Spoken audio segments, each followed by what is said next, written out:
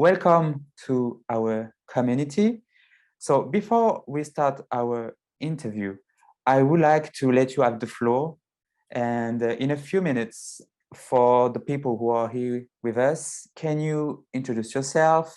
Tell us where are you from, and maybe what's your project are right now?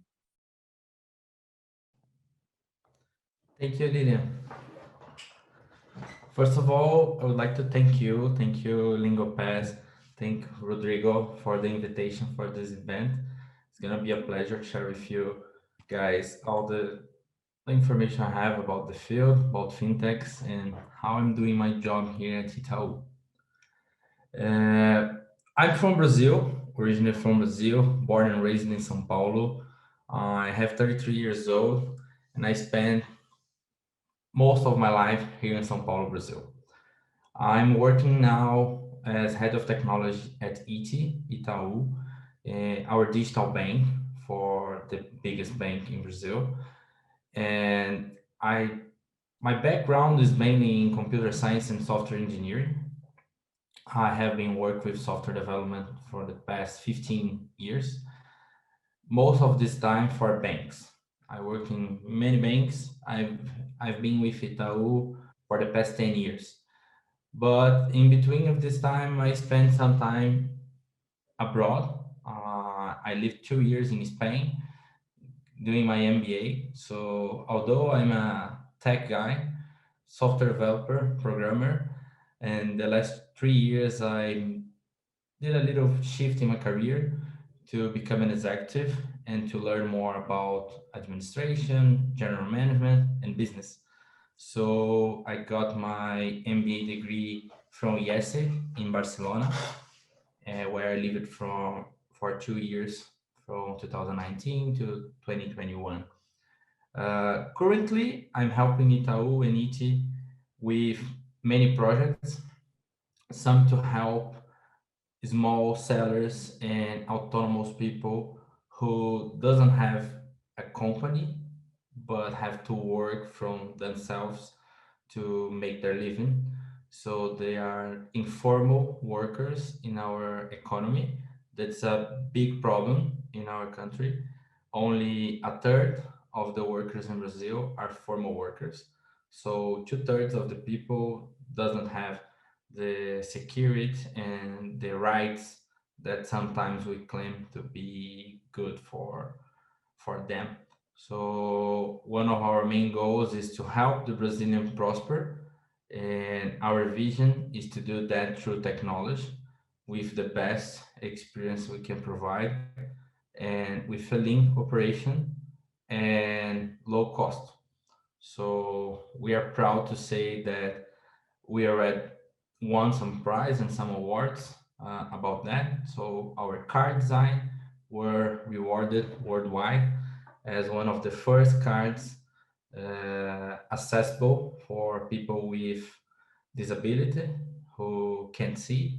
So we have Braille and high level information in the card. We have a cut on top of the card to help people see, touch, and understand where the card goes in the point of sale in the machine. We have also a huge team of designers working with our technology team. So nowadays we have two-thirds of the operation in ET with tech guys and designers, and one-third with business people. So we are mainly a tech company inside an incumbent bank. So it's really cool. I'm really proud of the work we do. I love my job. I love the team I have. Every day is a different day. I enjoy everything here, and it's gonna be a pleasure to share with you guys a little bit about my daily activities and how we see the market in Brazil, how I personally see the innovation and the power of technology in this field, and how people can join us because we are starting this talk in English mainly because technology is driven by English. So everybody that would like to join any tech company work with technology, gonna have to learn some English at some point. So English is really good. It's really cool to be with you guys that have this purpose to provide edge tech solutions for companies and help them to spread the language where we most need. Perfect, Kerry. That's perfect. Thank you for this introduction. So now vamos falar um pouco em português, porque quero falar sobre alguns pontos. Então, você já falou um pouco sobre isso durante sua introdução. Então, é sobre seu papel, então, de Head of Technology, né? Então, para nossos convidados, e mesmo para mim, porque eu não sei, que não estão familiarizados com essa função, você poderia nos explicar quais são suas responsabilidades, como é seu dia a dia e os desafios que você enfrenta? Claro. Eu vou falar um pouco sobre como eu tenho atuado ultimamente, mas também abranger um pouco do mercado de fintech, que ele é bem amplo, não só no Brasil, mas também no mundo. Eu acho que pode ser interessante para as pessoas que estão aqui, estão aprendendo inglês e buscar oportunidades internacionais podem ser úteis. O papel do head de tecnologia, ele é bem amplo. E eu especificamente hoje estou focado em toda a parte do ciclo de vida de desenvolvimento de software. Então, junto com um par, eu divido um grande time de desenvolvedores e engenheiros de softwares aqui. Nós somos mais de 600 pessoas responsáveis pela plataforma tecnológica. Então, tem um grupo grande de gestores, um grupo importante de especialistas e muitos engenheiros de software aqui, desde pessoas responsáveis pelo front-end das aplicações. O nosso produto ele é mobile, então ele tem sua base em tecnologias para Android e iOS. A maior parte do nosso time é responsável por garantir a parte de front-end para essas plataformas. A gente tem um grande time responsável pelo back-end, que é compartilhado entre as duas plataformas. A gente tem uma plataforma de dados muito importante, com engenheiros especialistas no tema de dados e muitos cientistas de dados aqui que provém inteligência para para as nossas features, nossos produtos, para todas as nossas jornadas aqui. E eu, junto com outras pessoas, tenho o prazer de liderar esse time aqui, que, na minha opinião, é um dos melhores do Brasil, se não um dos melhores do mundo. Assim, são pessoas de muito talento, tanto que um dos desafios que eu tenho diariamente aqui é retenção e desenvolvimento de talentos. São profissionais que são o tempo todo assediados por outras empresas, muitas vezes por empresas high-tech, empresas de outros países. Então, a gente investe muito forte na contratação de pessoas, no desenvolvimento dessas pessoas, que elas tenham um espaço de carreira e de crescimento dentro do Itaú. O IT é uma marca que nos ajuda a fazer isso. A gente é bem digitalizado dentro do banco, apesar que muitas pessoas podem olhar para o Itaú e falar é um bancão, é um banco incumbente e não tem nada de tecnologia. O Itaú hoje seria uma empresa de tecnologia maior do que qualquer outro no Brasil. Nós somos mais de 13 mil profissionais de tecnologia. Então, quando alguém tiver interesse em saber um pouco mais da nossa jornada, pode procurar sobre o nosso CTO, Ricardo Guerra. Ele fala bastante sobre a nossa jornada de transformação digital, nossos investimentos em tecnologia. Recentemente, a gente esteve num evento da Amazon falando sobre como a gente tem feito isso. 50% da nossa plataforma tecnológica do Itaú já está em cloud, e isso em parceria com a AWS. Então, o time cresce muito o tempo inteiro e os nossos desafios passam por isso. Eu fico muito focado nessa parte de liderar o time de engenharia de software, com frentes de dados junto comigo, com foco na solução do pequeno empreendedor e do autônomo, com todas as soluções de empréstimos e crédito do IT, e também com tudo aquilo que tem a ver com a experiência e o setup e onboarding do cliente. Então, para quem é usuário do It, tem o It, o time que mantém esse aplicativo, ele não é só bonito, né? Esse meu fundo rosa e laranja aqui não é à toa. Ele é muito. A gente veste a camisa, o design está em tudo que a gente faz. Quando você olha a nossa aplicação, tem um cuidado tremendo de todos os desenvolvedores em fazer a melhor experiência.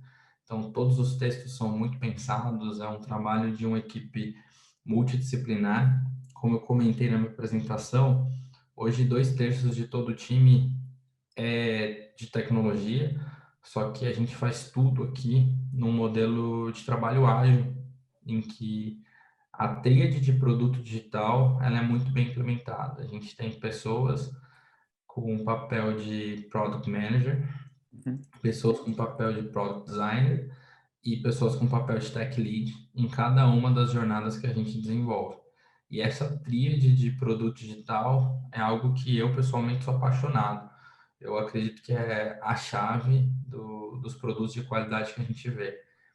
E o IT é uma referência para o mercado em termos de experiência, o Itaú é uma referência em termos de investimento e transformação digital, e todos os players que a gente olhar no mercado que fazem isso muito bem feito são aqueles que a gente admira e que a gente gosta de usar.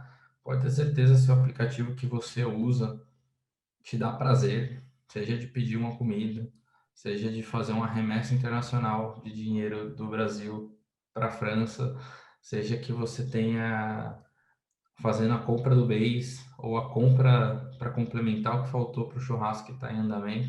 Se aquilo foi fácil, foi rápido, se a experiência foi boa, é muito por conta dessa tríade bem trabalhada. Com certeza tem um grupo de pessoas focado nisso e pessoas boas, muito provavelmente, trabalhando e pensando no bem do cliente com esse pensamento de design, tecnologia e um produto simples e centrado no cliente.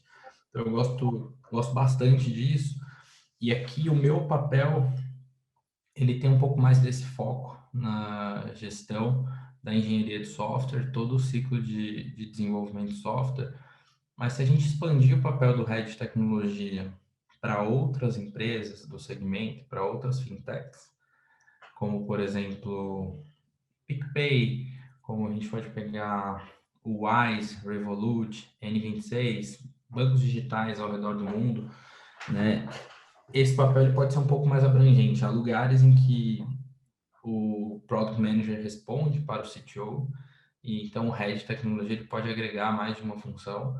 Isso vai depender muito de cada um. Eu costumo falar que se você está em tecnologia, você precisa conhecer de produto, você precisa conhecer um pouco do business que você atua. E se você hoje em dia quer trabalhar numa empresa tech, seja uma edtech, uma fintech, uma foodtech, você vai precisar conhecer tecnologia em algum nível. Então não adianta você ser bom naquele negócio, não adianta você ser bom na sua função, Entendi, seja design, entendi. você vai precisar conhecer um pouco de tecnologia e a chave para mim é a colaboração. Acho que isso forma bons times. Não, tá certo. Muito obrigado pela explicação. E faz quanto tempo que você está atuando nesta posição? Nessa posição eu estou há 6 meses. 6 meses, Aqui então é recente. eu estou no IT há 6 meses. Antes disso, eu exercia o mesmo papel em outras áreas do Itaú, Uhum. especificamente de cartões de crédito. Entendi. No última experiência, e alguns anos atrás, eu também cuidei de sistemas de investimentos, fundos de investimentos, corretora e outros produtos de investimento. Então, desses 10 anos que eu levo trabalhando aqui no Itaú, eu já tive a oportunidade de passar por várias áreas, desde o tempo em que eu era desenvolvedor de software até a minha primeira posição de gestão, e aí tive a oportunidade de ver crescendo dentro da empresa e agregando mais papéis e mais responsabilidades até chegar aqui nessa minha última posição. E o IT, para mim, é um desafio que eu tenho adorado participar, porque a gente tem essa pegada de ser um banco digital, a gente faz coisas para públicos que antes a gente não atendia no Itaú. Então, boa parte dos clientes que a gente serve com o IT, eles não são clientes do Itaú. Então, aqui com os clientes do IT. A gente tem penetração em todas as cidades do Brasil. A gente tem pelo menos um cliente em cada um dos municípios do país. E isso é algo que um banco que tem agência tem dificuldade de ter. A gente só consegue estar lá em cada uma dessas cidades servindo esses clientes, porque a gente é majoritariamente digital, a gente é 100% digital. A gente serve o Hum, cliente onde quer que ele esteja. E isso nos ensina muito, bastante, porque o Itaú e os grandes bancos é muito centrado nos clientes do sul e sudeste do Brasil, né? O centro financeiro do nosso país, ele mora aqui na Faria Lima, um pedaço no Leblon, e ele se espalha pela zona industrial e pelos lugares mais ricos do agro. O norte e o nordeste do nosso país ficam um pouco servidos quando a gente fala de pessoas físicas. E o IT ele é muito presente na vida dessas pessoas aqui. A gente tem produtos e serviços em vários estados do Nordeste. A gente tem clientes sendo servidos em vários estados do Norte e Nordeste do Brasil. E isso nos traz a oportunidade de aprender outras formas de servir o cliente aqui. São clientes hum, que, antes, quando eu trabalhava em outras frentes do Itaú, eu tinha dificuldade de servir. E aqui é minha obrigação fazer bem feito para eles. entendi, entendi. Muito legal. Então, então você já falou um pouco sobre isso, sobre que IT, então, é o banco digital do Itaú. Então, eu gostaria de, então, iniciar esse ponto, falar um pouco sobre esse ponto da evolução, né, dos bancos digitais aqui no Brasil. Então, eu pesquisei, né, eu preparei realmente essa entrevista com você. Então, é real que nos últimos anos, a digitalização, né, o maior acesso à internet via smartphones se transformou em oportunidades, né, para os bancos digitais e que estão ganhando força e possibilitando uma verdadeira transformação, né, deste setor. Então, eu anotei que só entre 2017 e 2018, o número de bancos digitais no país cresceu de 147%, segundo dados divulgados no relatório que se chama A Revolução dos Bancos Digitais 2020, do BTG Pactual. Então, a minha pergunta é a seguinte: qual é a sua visão sobre esta revolução que está acontecendo aqui no Brasil, sobre os bancos digitais? Ótima pergunta, Lilian. Não só no Brasil, como no mundo, né? Há algumas regulações de bancos centrais no Brasil, na Europa, em alguns mercados facilitaram a entrada de novos bancos. E isso trouxe os bancos digitais para a jogada e um mundo de fintechs. Se você viu que os bancos digitais cresceram 147%, isso provavelmente foi de 10 para 24, 25 bancos, o que é muito. Só que o número de fintechs vem crescendo no Brasil de forma exponencial. A Sim. gente saiu de 200 em 2013, 2014, para algo perto de 1.300, 1.400 no final do ano passado, começo desse ano, e há projeções que teremos coisa de 2.000 e poucas fintechs no Brasil nos próximos 2 anos. Então, a cada 2 anos, esse número dobra Hum, e ele deve continuar crescendo, porque o ambiente no Brasil é muito propício para a gente ter entrada de novos players. A gente teve uma entrada muito grande de capital nos últimos anos, né, quando a taxa de juros estava mais baixa em todo o mundo, houve uma alta captação de recursos e eles foram muito direcionados para o segmento de fintechs. O segmento de fintech foi algo que atraiu bastante. A gente estava capitalizando coisa de 4 bilhões de dólares no Brasil, se eu não me engano, nos últimos é dois ou muito. três.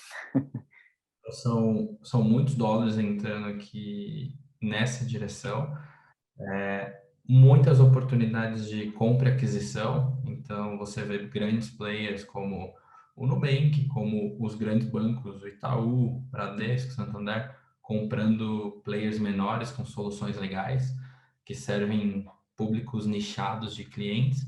E isso vai continuar acontecendo nos próximos anos, porque grandes empresas não têm tempo de olhar todas as oportunidades de mercado que estão disponíveis.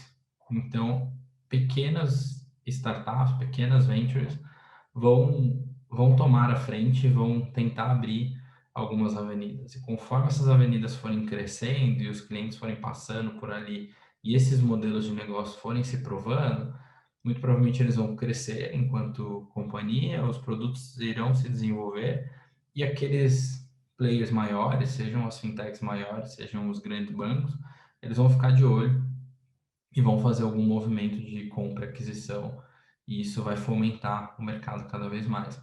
Porque nem todo mundo que entra no mercado de banco digital ou de fintech começando uma empresa do zero, nem todo mundo vai virar um unicórnio, nem todo mundo vai fazer um IPO tão valioso quanto o Nubank fez, ou um IPO como alguma empresa menor fez. Muito provavelmente a maior parte desses players vai ficar pelo meio do caminho. Alguns não vão conseguir provar o seu conceito, outros vão provar e serão adquiridos. Alguns vão ter que trocar de solução e vão deixar de servir um determinado público. Majoritariamente, as fintechs no Brasil hoje elas são no modelo B2B, então elas servem outras empresas. A gente tem ainda um grande mercado para crescer no Brasil de soluções que servem o cliente final, B2C. Eu vejo como alguns desafios para o nosso mercado nascer mais fintechs e mais bancos digitais prosperando nesse campo, o nosso cenário macroeconômico, que ele é muito volátil, então a nossa taxa de juros ela pode variar muito em um curto espaço de tempo, então é interessante você investir em uma startup, num projeto de risco, e 6 meses depois pode ser muito mais interessante você deixar o seu dinheiro parado no banco e não fazer nada, porque a taxa de rentabilidade vai ser melhor. E um outro ponto também, que o Brasil é um desafio, é a quantidade de problemas de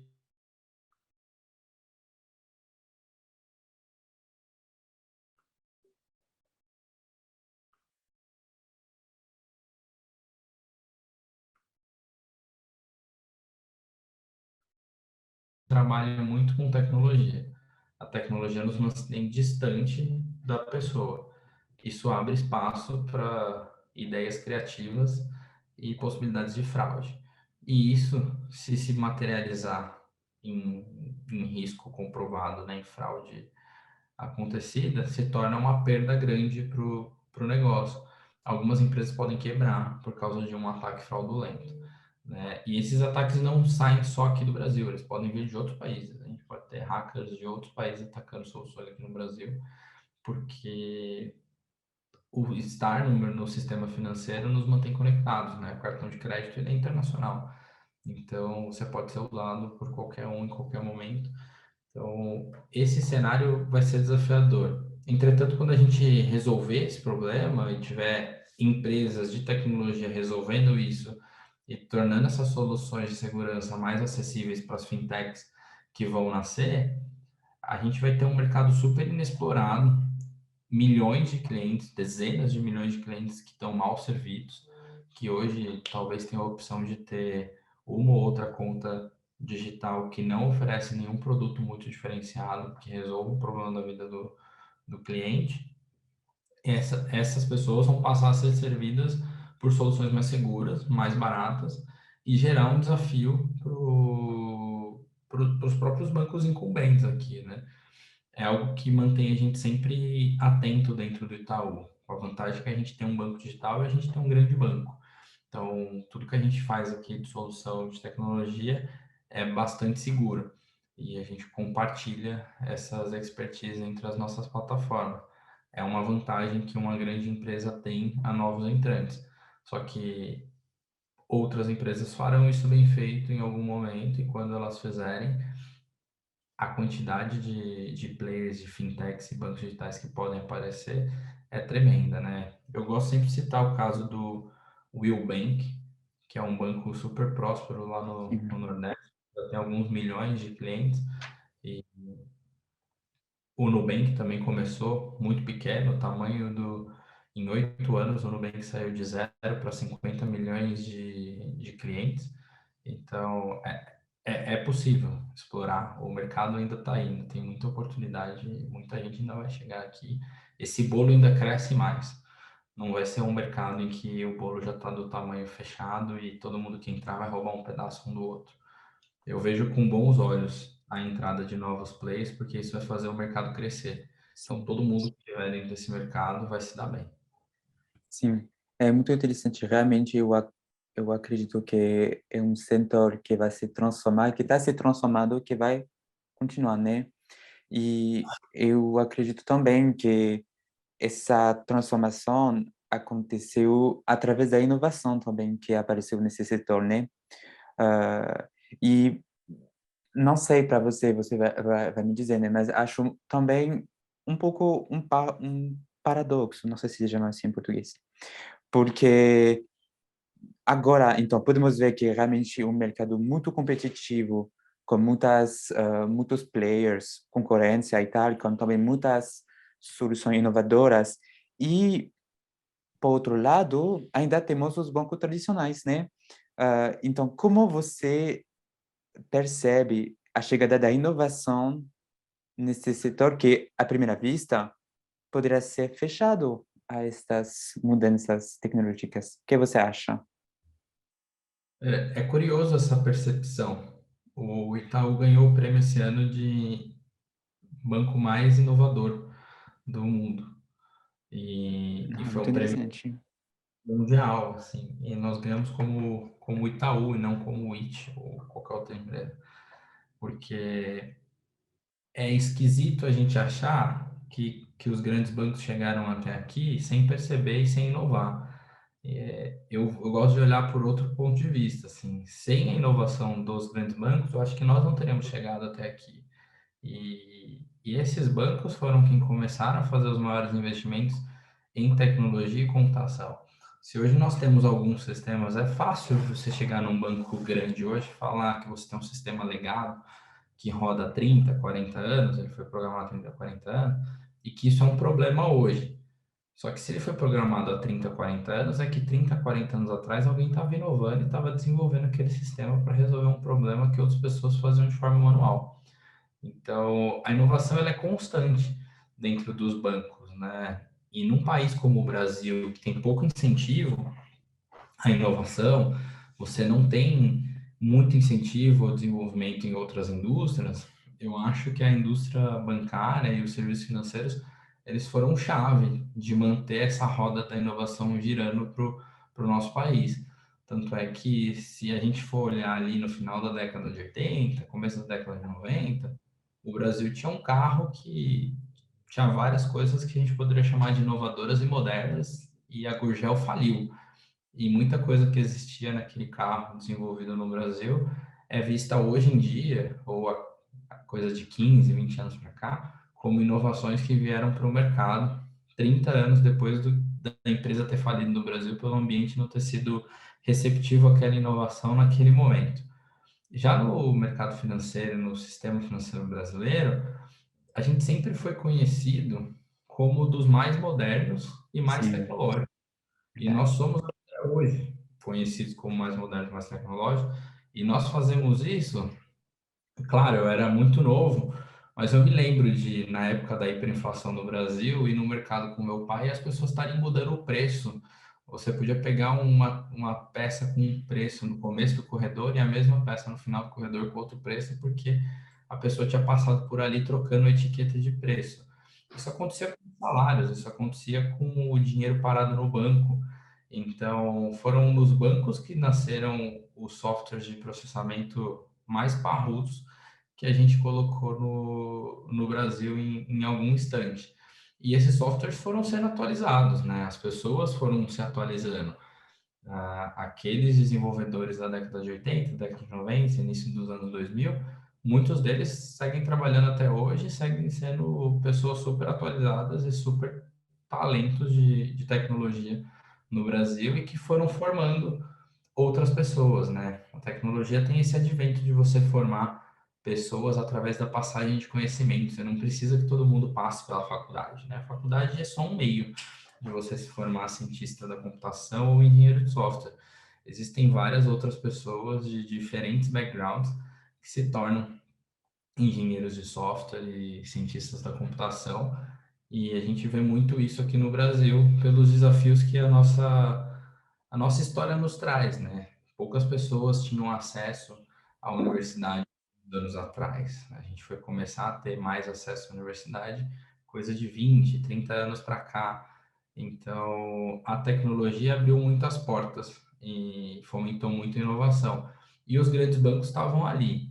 Claro que isso gerou um sentimento de superioridade em algum grau e fez com que várias pessoas aproveitassem isso e atacassem esse sistema, porque é um nicho muito valioso, e aí nascem players menores que vêm e machucam, vamos dizer assim, aquela grande instituição.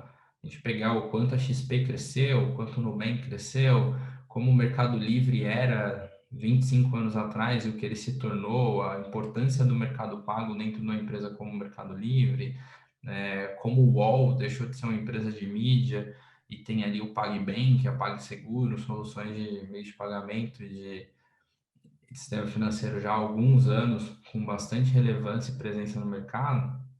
Todo mundo quis se tornar uma empresa de tecnologia para o sistema financeiro. Todo mundo se tornou uma fintech para abraçar aquilo. E isso, em momento algum, diminuiu a relevância ou o poder dos grandes bancos. Eles continuaram crescendo, né? Eles não ficaram parados. Eu acho uma ilusão a gente dizer que o sucesso das fintechs e que a inovação vai passar por um modelo que desafia e que destrói o sistema financeiro incumbente no Brasil, porque dentro do sistema financeiro brasileiro, e eu digo todos os grandes bancos, inclusive aqueles que a gente pode olhar com um olho um pouco torto por ser um banco metade estatal ou 100% estatal, tem muito talento lá dentro, tem muita gente boa de tecnologia tocando aquela operação. Então, a gente pode ter mais ou menos afinidade pela forma como um ou outro banco faz certas coisas. Eu já tive a oportunidade de trabalhar em dois grandes bancos, dos 5 do Brasil. Tenho muita afinidade com o Itaú, onde eu trabalho hoje, me identifico com os valores da empresa, me identifico com a forma de trabalho e tudo mais. Acho que a gente faz boas reflexões sobre como inovar, como aprender com o mercado. Recentemente, a gente atualizou os nossos comportamentos aqui, nossos valores, o nosso jeito de trabalhar, e deixou bem explícito que a gente não sabe tudo. Então, é algo que a gente sempre fez. Pessoas que trabalham no Itaú sempre buscaram conhecimento, sempre buscaram ser humildes e saber o que tinha alguém fazendo bom por aí para a gente aprender. E se precisar, a gente vai fazer uma outra versão, vamos copiar, vamos disputar. Eu valorizo muito a competição. Eu acho que a competição é muito saudável. Uhum. Em mercado que tem potencial de crescimento, é a competição que faz esse bolo crescer para que todo mundo prospere. É muito interessante mesmo. E eu achei muito interessante o que você falou sobre que o sistema bancário brasileiro é um dos mais modernos no mundo. E eu fiz essa pergunta sobre os bancos tradicionais porque, bom, eu sou francês, então eu cresci na França. Essa visão que o Brasil tem sobre a inovação do sistema bancário na França está muito atrasado. Está muito atrasado. Se você falar para um francês, ou no Brasil a gente tem o Pix, para falar isso para um francês, eles não vão entender. Pix? Não, como assim uma transferência assim? Como é possível? E realmente eu fiquei muito surpreso, mas no bom senso, né, com esse sistema, porque quando a gente pensa, tipo, dar uma olhada na Europa, porque os bancos têm um grande poder ainda e elas não estão muito afim de mudar isso. Elas estão, é, os bancos estão evoluindo um pouco, mas não tanto como no Brasil, por exemplo. É isso que realmente eu sou muito, estou olhando isso realmente como uma boa coisa. Então, é muito interessante mesmo que os brasileiros, o sistema brasileiro fez que através da inovação, abrir novas oportunidades para crescer, né? Acho muito interessante mesmo. E o mercado europeu, ele ainda vai passar por boas transformações, assim, o cenário Sim, regulatório na Europa, ele é super positivo. As aberturas que aconteceram nos últimos tempos ali com a PSD2, toda a regulação de Open Banking, e agora, com a saída do Reino Unido da União Europeia, né, muita coisa ficava concentrada ali com o UK muito forte na parte do sistema financeiro. Com esse descolamento, o cenário dentro da União Europeia vai ser muito desafiado e os países menos desenvolvidos da Europa, acho que serão os que provocarão as maiores mudanças, assim. Eu tive na Espanha de 2019 a 2021 e vi o surgimento de bons modelos de negócio de fintechs ali em Barcelona, Madrid e outras empresas na Espanha. A Lituânia é um hub de nascimento de bancos digitais. É o lugar mais rápido para você conseguir uma licença de banco digital na Europa. Então, você vai na Lituânia, consegue uma licença de banco digital e ela é válida pelo passaporte em toda a União Europeia. Então, legal. quando eu estava em Barcelona, eu devia ter 5, 6, 7 bancos diferentes só para testar as experiências dos bancos digitais e alguns deles eu vi passar por esse modelo de nascer como um MVP com uma licença de banco conquistada rapidamente na Lituânia, o produto começar a se desenvolver e 6, 9 meses depois você ter a opção de trocar o seu código bancário para outro país, seja para o UK, seja para a Espanha, seja para a Alemanha, porque aí eles conquistavam um determinado espaço no sistema financeiro europeu e aí possibilitavam oferecer serviços diferentes, serviços mais especializados e locais. Então, tem alguns bancos que têm se provado super desafiadores ali ao sistema incumbente europeu. Eu, particularmente, gosto muito do N26, eu gosto muito do modelo do Revolut, gosto Sim, do Time Bank. Acho que são soluções maduras, com pessoas muito boas de tecnologia, de produto, com uma visão centrada no cliente, super simples, ainda com alguns desafios de atendimento remoto, ainda com algum desafio de ter presença física em alguns lugares, quando não funciona o caminho feliz, seja da entrega do seu cartão físico, seja quando tem algum problema, alguma fraude, algum bloqueio na conta, mas em geral, a maior parte dos clientes desses bancos estão super bem servidos e eles estão começando a desafiar se eles não deveriam colocar majoritariamente todo o seu dinheiro e a sua fonte de receita nesses bancos que estão crescendo e sair das soluções antigas. Mas eu acredito que lá dentro da União Europeia vai acontecer um movimento muito parecido com esse que eu descrevi aqui no Brasil.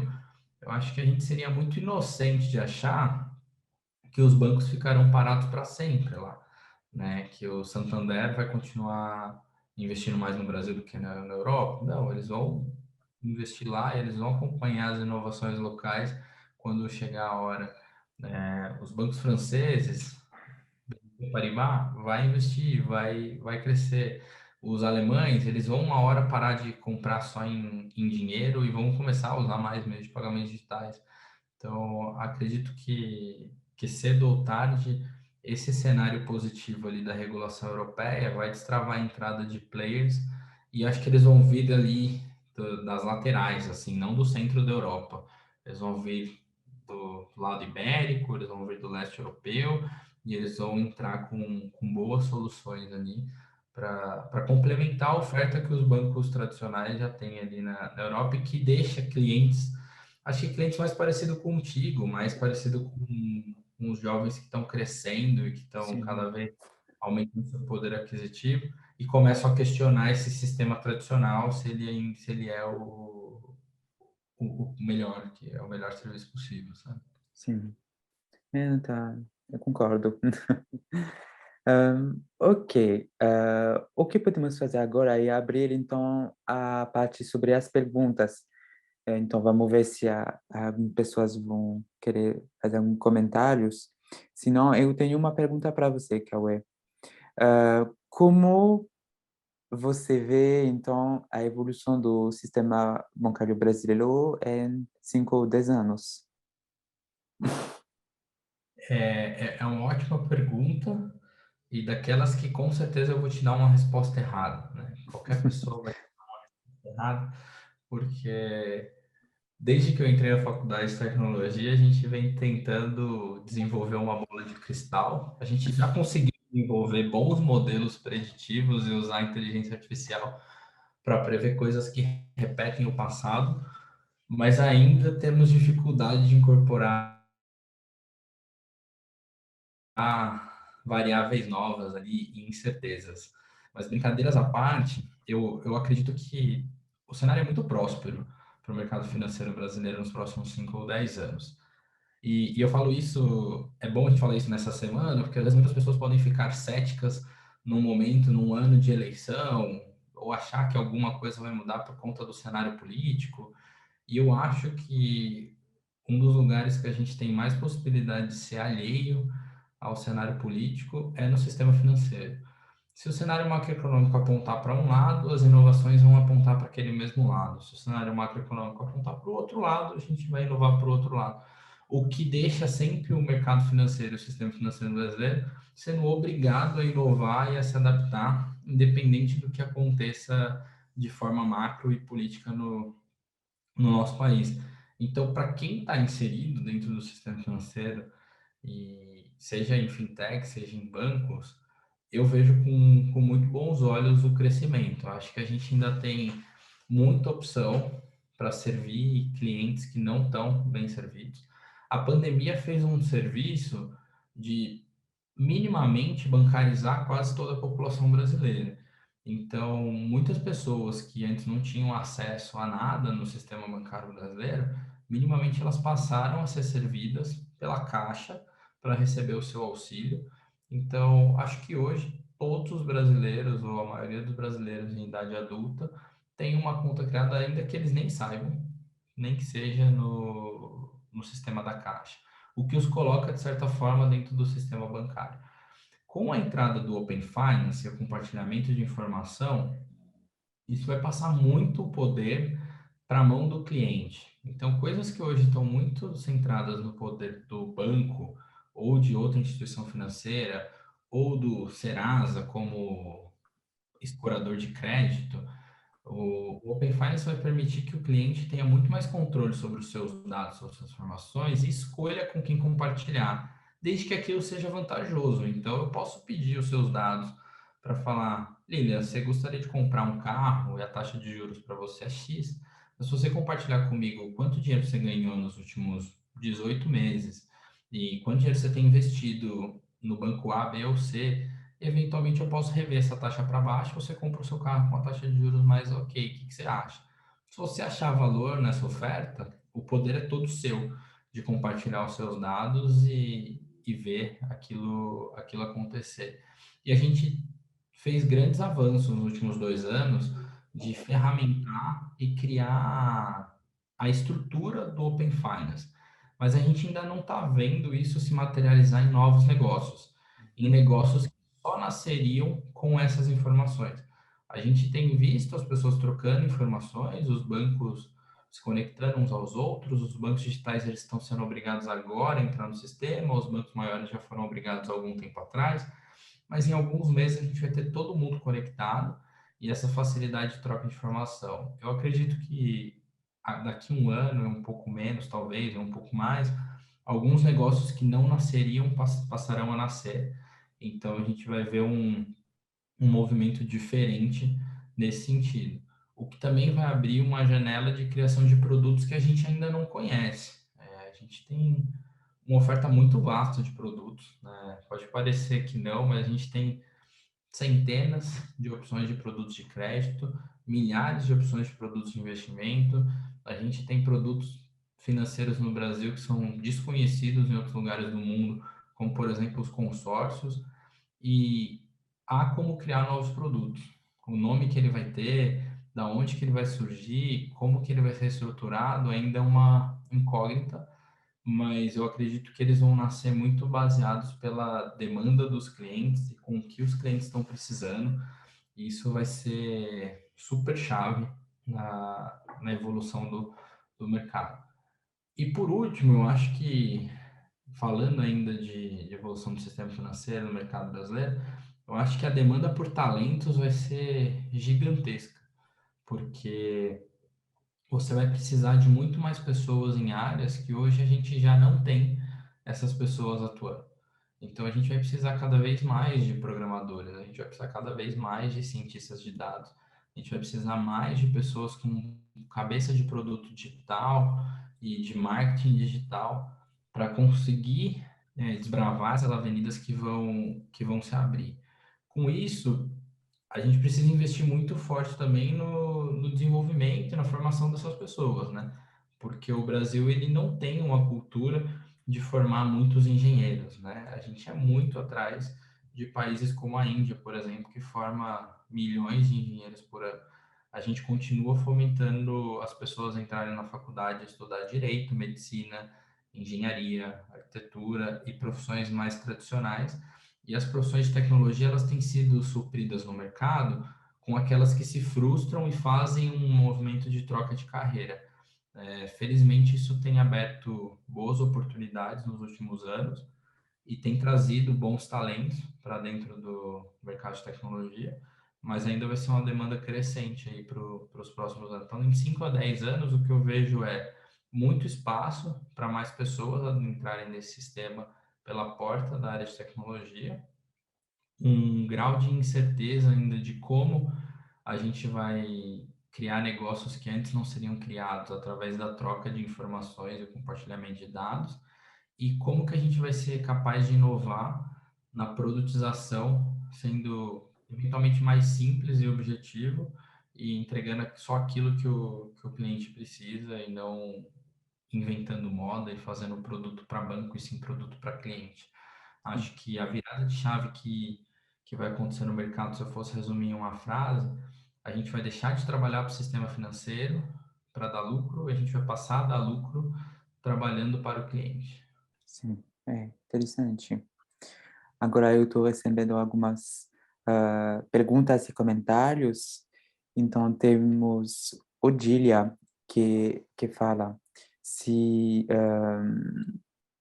se você poderia, vou ler o que ela o que a pessoa tá dizendo, né? Cauê, pode falar um pouco do que vocês têm feito na questão de acessibilidade do app para atender diversos públicos? Legal, ótima pergunta. Posso ficar horas falando sobre isso, porque o app do It é um orgulho para a gente aqui em termos de acessibilidade. Ele é o aplicativo bancário mais acessível para pessoas com deficiência visual. E a gente trabalha aqui diariamente, nada nasce dentro do nosso aplicativo, a gente não implanta uma linha de código em produção sem fazer exaustivos testes de acessibilidade. Então, como eu falei ali no começo, o tamanho do nosso time, a gente tem dezenas de pessoas aqui, especialistas em testar a acessibilidade. A gente tem um time muito diverso aqui, em termos de pessoas com deficiência que compõem o time de engenharia, tanto do lado de desenvolvimento, tanto do lado de quality assurance. A gente tem pessoas. Então, é um desafio muito grande ainda, em termos de diversidade. Majoritariamente, o time de tecnologia do IT, do Itaú, e no mercado brasileiro é composto por homens brancos, mas a gente tem investido forte. A gente tem pelo menos 5% do nosso time com pessoas com deficiência, e a gente tem buscado crescer e investir mais isso, e isso ajuda a gente a compor todos os pontos de vista aqui, né? O aplicativo em si, ele é muito acessível e a gente não cresce em nada nele, nada novo entra no nosso app sem que ele seja 100% acessível. É muito interessante. Acho muito importante essa questão de acessibilidade, de incluir, então, para as pessoas com deficiência. Agora acho que não é mais uma opção, realmente. Bom, acho que talvez podemos terminar com uma pergunta do Rodrigo, que está aqui com a gente. Rodrigo, você pode falar, por favor? Olá, olá, boa noite para quem está assistindo. Cauê, que prazer ter você aqui com a gente. Eu pessoalmente fico muito feliz aqui com a sua participação e com esse nível de claridade que você tem aí sobre não só fintechs, como o sistema bancário no geral, sua experiência nacional e internacional também nisso. Eu acho que enriquece bastante esse conteúdo que a gente está preparando aqui para o nosso público. Tá? Eu tenho, assim, duas perguntas para fazer, na verdade, tá? Uma, como você vê a, a cripto onda que a gente vive, né? E como o sistema bancário brasileiro pode se adaptar a isso, né? A gente tem aí não só as moedas, as criptomoedas, mas soluções, por exemplo, como o DeFi, como esses pools de empréstimo, feito para o usuário de uma maneira descentralizada. Como é que você vê isso, tanto como solução para o mercado, como a parte regulatória aqui dentro do Brasil? Legal demais a pergunta. Outro tema que eu sou apaixonado porque eu acho que dá para dividir em duas partes mesmo. Primeiro, a tecnologia por trás do que está da criptomoeda, né? Então, a tecnologia do blockchain, ela por si só, ela é capaz de liberar várias soluções diferentes e de resolver vários problemas diferentes para a gente no mercado brasileiro e no mercado mundial, né? Então, acho que empresas como a B3, bancos, outras outras centralizadoras de informações, a CIP, com todas as questões de pagamento, elas podem se valer da blockchain para enriquecer o nível de segurança e de qualidade dessas transações e de como tudo isso funciona. E, então, separando o assunto cripto do assunto blockchain, eu acho que a blockchain ela vem para ficar, a gente vai encontrar isso cada vez mais em algumas soluções. Seria um sonho a gente acabar com os cartórios e não precisar de um cartório para ratificar alguma coisa, porque a gente confia uns nos outros através de algo descentralizado e muito seguro, através de uma rede como a blockchain, igual o Bitcoin foi construído em cima. E aí, falando especificamente da onda de criptomoedas, eu acho que tem três caminhos também, Rodrigo, que as criptos podem seguir. Um de investimento e de se tornar parte do portfólio.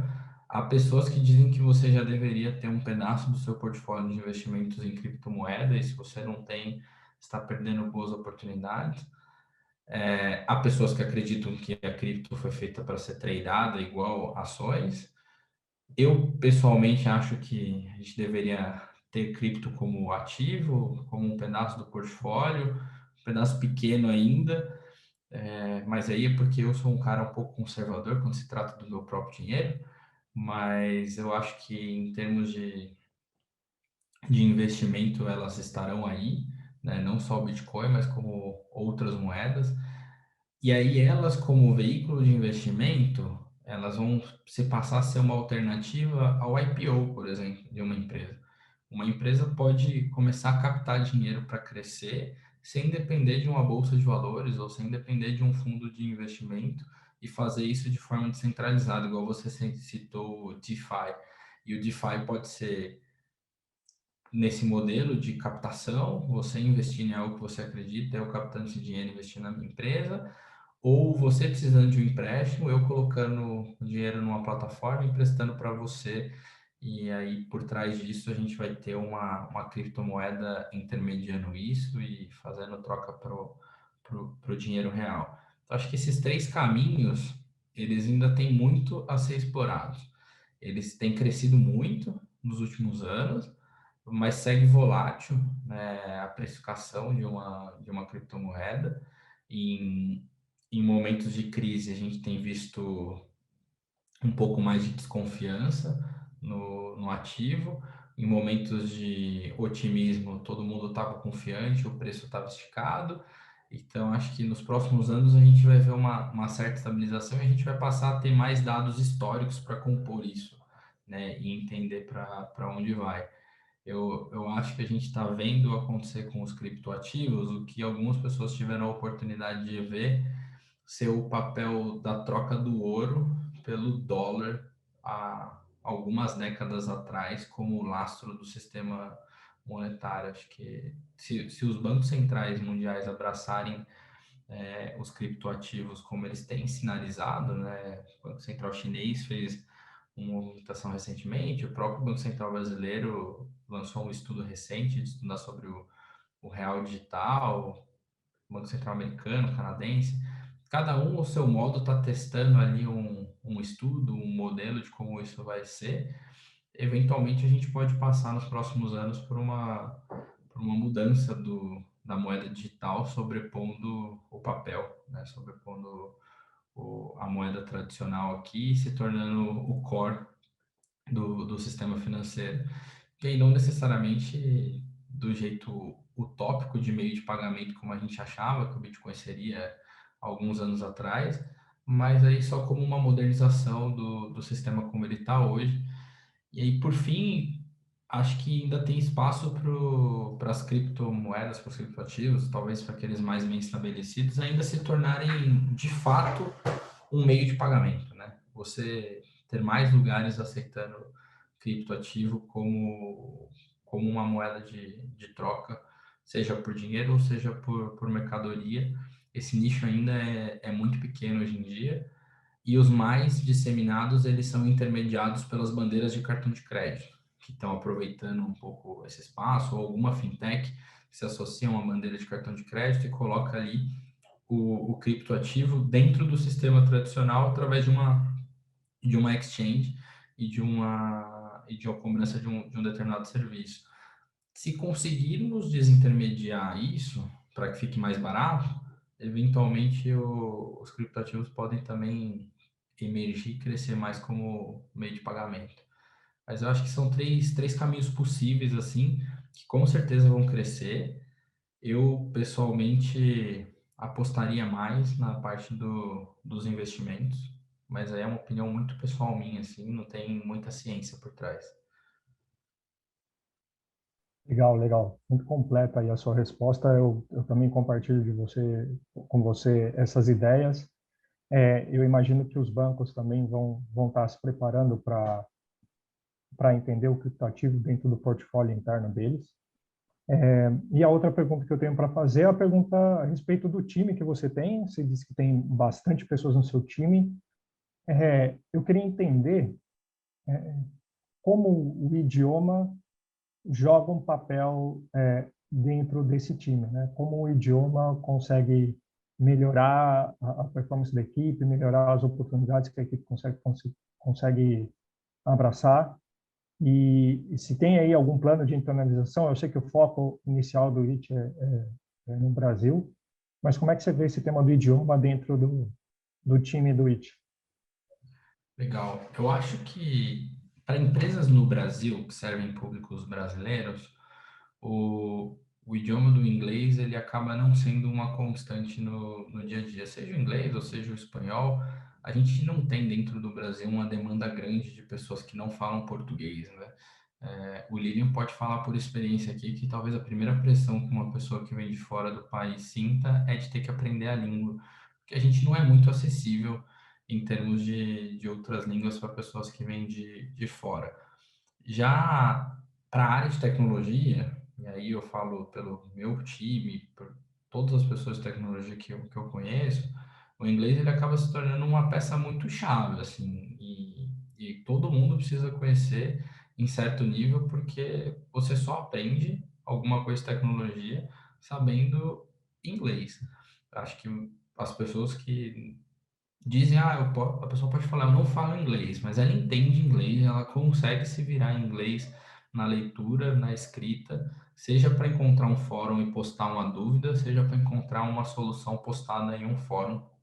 Ninguém se desenvolve no mercado de tecnologia sem ter contato com a língua inglesa. Então, acho que quanto mais proficiente você fica no inglês, melhor você pode capturar alguns benefícios. Eu acho que você tem um certo acelerador de carreira aqui no mercado de tecnologia. Te abre espaço para assistir talks, eventos, viajar, atender a conferências, onde todo mundo vai estar falando em inglês. E aí você vai expandir o seu networking majoritariamente em inglês. Então, as pessoas que eu percebo que têm se destacado, elas têm o inglês ali como uma língua proficiente, avançada, para ajudar no desenvolvimento pessoal, seja no estudo ou seja em expansão de networking. Minha própria experiência, eu sempre tive contato com a língua inglesa, mas eu devo ter trabalhado meus primeiros 10 anos na minha carreira sem precisar falar um A em inglês para me comunicar. Era majoritariamente dependendo de leitura e escrita em inglês. Quando eu virei a chave que eu gostaria de ser um executivo de tecnologia, a primeira coisa que eu precisei aprender foi inglês. Porque todos os cursos que eu precisava, todos os eventos que eu precisava atender, todas as pessoas que eu precisava conhecer, que estavam fora do ambiente brasileiro, e as que eu conhecia no ambiente brasileiro me falavam para eu aprender inglês. Então, eu tive um salto muito grande na minha carreira quando eu fiz a virada de chave de inglês, e foi uma das coisas que me possibilitou a fazer o último movimento grande que eu fiz na minha carreira, que foi passar 2 anos estudando em Barcelona. Por mais que eu estivesse na Espanha, eu estudava inglês. E eu estava em uma das melhores escolas de negócio do mundo, estudando com pessoas de 55 países diferentes, só porque eu falava inglês.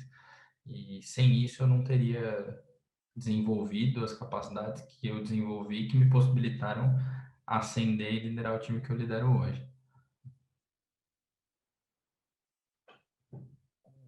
Fantástica resposta, né? Eu acho que realmente o idioma é crucial para a gente abrir as portas e as oportunidades. Bom, com isso eu fecho as minhas perguntas. Outra vez, eu estou muito feliz de ver você aqui, de escutar você falando de maneira tão clara e tão certeira aí a respeito do mercado financeiro, a respeito não só aqui do Brasil, quanto de fora, falando de tecnologia, de fintechs, é muito esclarecedor e, para mim, pessoalmente, agrega muito valor todo esse conhecimento que você está trazendo para a gente. Liam, quer fechar?